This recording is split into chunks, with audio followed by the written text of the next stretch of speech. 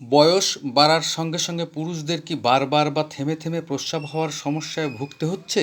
এই ধরনের সমস্যায় ডাক্তাররা সাধারণত কোন ওষুধটি প্রেসক্রাইব করেন এবং এটি কাদের জন্য? চলুন জেনে নেই।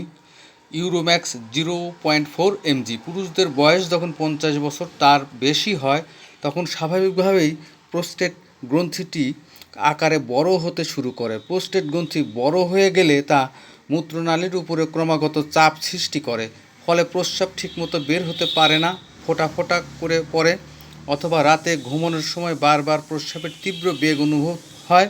ইউরোম্যাক্স 0.4 মিলিগ্রাম ওষুধটি সরাসরি প্রোস্টেট ও মূত্রাশয়ের চারপাশের স্নায়ু ও মাংসপেশিগুলোকে শিথিল বা রিল্যাক্স করে দেয়। এতে করে মূত্রনালীর চাপ কমে যায় এবং প্রস্রাবের স্বাভাবিক প্রভাব দ্রুত ফিরে আসে। এছাড়াও ডাক্তাররা অনেক সময় কিডনি বা মূত্রনালীতে জমা হওয়া ছোট পাথর বা কণা সহজেই প্রস্রাবের মাধ্যমে বাইরে বের করে দেওয়ার জন্যও এই ওষুধটি প্রেসক্রাইব করে থাকেন।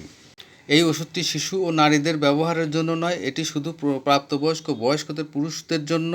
সাধারণত প্রতিদিন রাতের খাবারের শেষ করার ঠিক আধ ঘন্টা পর একটি ক্যাপসুল 1 গ্লাস পানি দিয়ে গিলে খেতে হবে। যে কোনো ওষুধ সেবনের আগে অবশ্যই একজন রেজিস্টার্ড চিকিৎসকের পরামর্শ নিন। ধন্যবাদ।